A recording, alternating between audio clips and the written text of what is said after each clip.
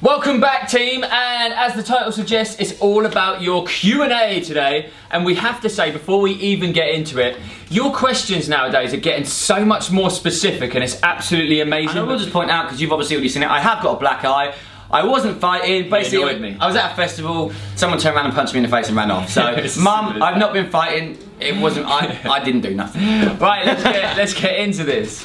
Okay, so our first question is from Twitter, and it's from Sam Russell, and it is, can you explain good foods and the way I should kind of attack bulking in terms of calories and fats and proteins and what have you?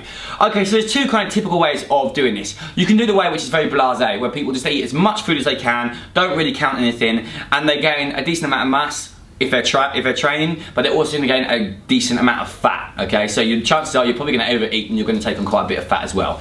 If that doesn't worry you, then fine. If you're someone who worries about gaining a bit more body fat, you need to be a bit more intelligent about it. So say, for me example, I know that I maintain my weight between 3,500 and 3,700 calories a day. I normally jump up to 3.8 because my previous bulk, not that you can retell, I gained £1 a week on that. And this time it's not been enough, so I'm actually above 4,000 calories a day now. So you're gonna have to think that there's a lot of food to take in for some people, especially if your metabolism's as fast as mine, and you may have to think about taking in some slightly naughtier foods, let's say. Not necessarily naughtier, but if you're hitting all your fibre content, yeah, and you're hitting your macros, and you physically can't hit your carbs, post-workout you might be looking at a bit of cake or something like that as well. Bosh. Okay, the next one is from Facebook.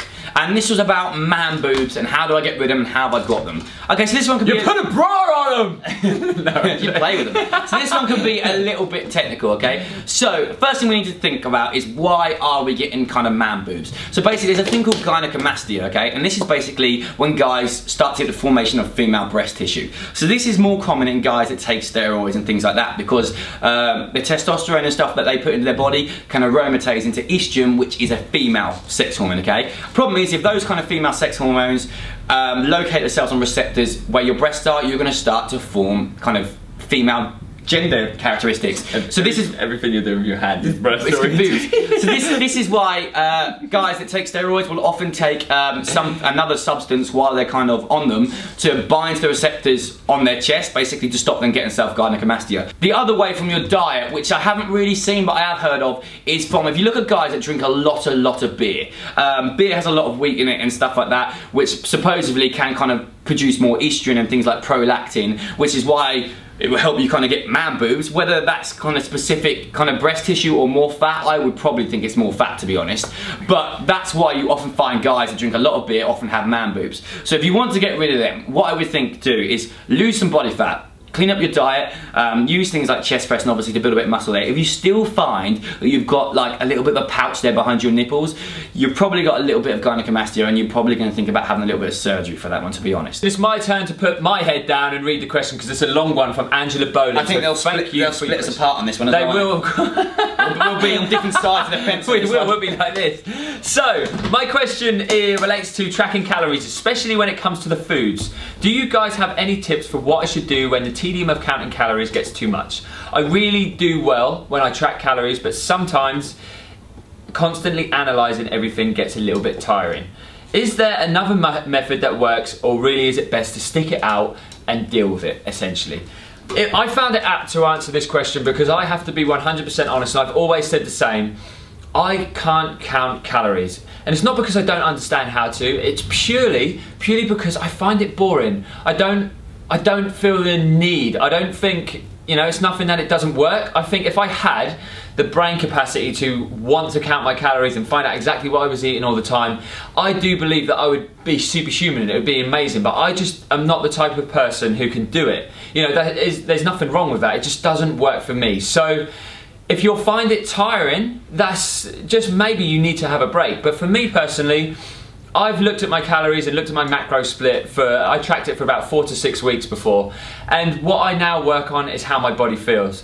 If I feel like I'm not recovering, I put more protein in my diet. If I feel absolutely starving, I eat more. If I feel like I'm overeating and I'm gaining negative weight, I eat a little bit less and I do a little bit of HIIT training. I tend to go based on how my body feels, but there's somebody next to me who's going to completely disagree with me. I'm not going to completely disagree. I'm going to say it objectively. I'm going to say for someone who's in your point of view, who's in good shape, is very in tune with their body, awesome. Okay, you don't need to. You probably don't need to because you've got a good relationship with food. But there's people out there that have. I see it and eat it. Yeah, but there's people out there that have real eating problems, and I listened to this, a lot of this comes from the Lane Norton podcast I just listened to, which was brilliant. And him and Suki, they talked about people's food relationships. So guys should definitely check this out. The podcast. It's called.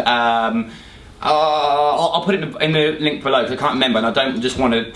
I don't want to spew someone else's information, but it's really, really good to listen to. And it talks about how you learn a lot from counting your macros, but also for people that I've told you can't have this, you can't have that, and it sets negative kind of relationships with food a lot of time. And if you count your macros, there's not really any food that's off limit, but it's just in the right proportions. And this can really help people stay on track with their diet. And people that are very overweight, rather than doing a really drastic diet which cuts everything out, because what happens if you cut a food completely out of your diet? You stop producing the enzymes to break them down, and you have issues with them.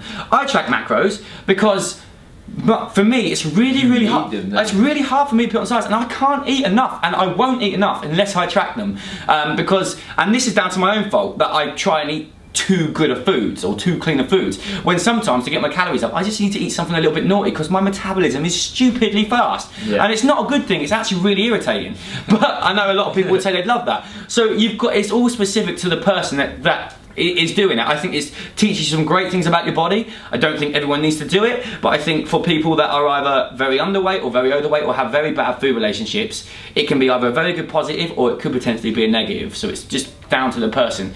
But coming back to yourself, Angela, what we would suggest is if you find it tiring, but you can actually count calories, do it for a couple of months and then spend a couple of months listening to your body. If your body starts to move forward and you start getting a good relationship with your body and your training's going really well, maybe just go back to calorie counting for a week every 6 to 8 weeks to make sure you're keeping everything in check. But you don't have to live by calorie counting. That's what it comes down to, really. A lot of it is about your mental relationship with food, not just your physical. If it's gonna make you a little bit erratic and have a bad relationship with food, don't do it. So guys, this video we're gonna cut short because we've got some really other good questions which we're gonna put on very soon, which will be the other part of this. So thank you so much for your questions. If you've got any, just feel free to send them through and we will answer them whenever we can on a video. We'll do more as much as we possibly can because you know your knowledge is getting so up there now and you're starting to get more and more in tune with your body, which is awesome. So keep your questions coming in. We'll have another Q&A coming your way again soon and